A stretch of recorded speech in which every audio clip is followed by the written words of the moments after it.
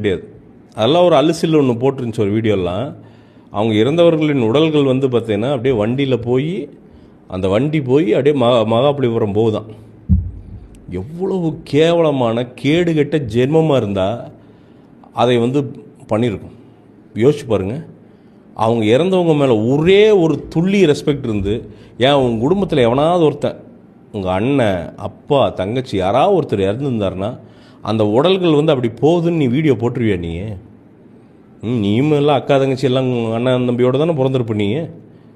ஆனால் தெளிவாக அந்த பிணங்கள் போகிற மாதிரி போடுறானுங்கன்னா இவனுங்களோட அரசியல் என்னென்னா, அந்த இறந்தவங்களை பற்றியெல்லாம் இவனுங்களுக்கு ஒரு வெங்காயமும் கிடையாது. அதை பற்றிலாம் இவனுங்களுக்கு ஒரு செகண்டு கூட இவனுங்களுக்கு அதை பற்றிலாம் கவலையே கிடையாது.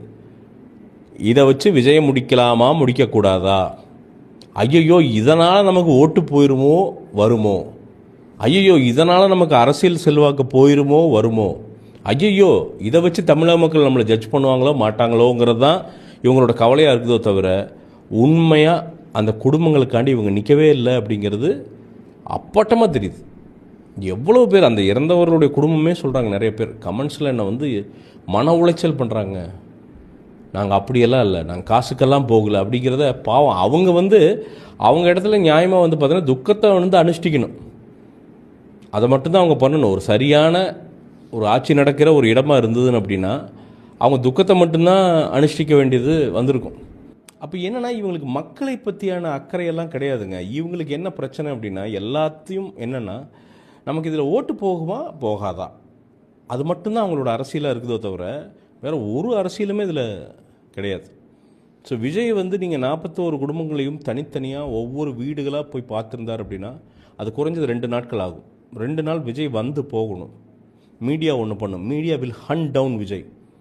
ஒவ்வொரு இடத்துலையும் மீடியா வந்து ஏதாவது ஒரு ஆடியோவை ஏதோ ஒன்று எடுத்து நம்ம கண்ணு முன்னாடி பார்த்தோம். என்னென்ன ட்விஸ்ட் பண்ணாங்கன்னு பார்த்தோம். என்னவோ முன்னாடி விஜய் மீட் பண்ணி அந்த தூய்மை பணியாளர்களை மீட் பண்ண வீடியோவெல்லாம் தூக்கி இந்த வீடியோன்னு போட்டு உட்காந்து பேசிகிட்டு இருக்காங்க. அப்போ நெஜ வீடியோ கிடச்சி அவங்க என்ன பண்ணுவாங்கன்னு யோசிச்சுங்க. விஜய்க்கு அவர் முன்னாடி இருக்கிற மிகப்பெரிய சேலஞ்சு தான். ரெட்டியாக இருக்காங்க, ட்விஸ்ட் பண்ண ரெட்டியாக இருக்காங்க. யூடியூப் சேனல்கள்லாம் ட்விஸ்ட் பண்ண சொல்லப்பட்டுச்சு, எனக்கு தெரியும், அதனால் சொல்கிறேன். நிறையா சேனல்கள் வந்து பார்த்திங்கன்னா ட்விஸ்ட் பண்ணுங்கள், இதை எப்படியாவது வந்து ஆளுக்கு கெட்ட பேர் வந்துடணும், அவரை வந்து தமிழக மக்கள் புறக்கணிக்கணும். பேசிக் அவ்வளோதான். விஜயை வந்து தமிழக மக்கள் புறக்கணிக்கணும்.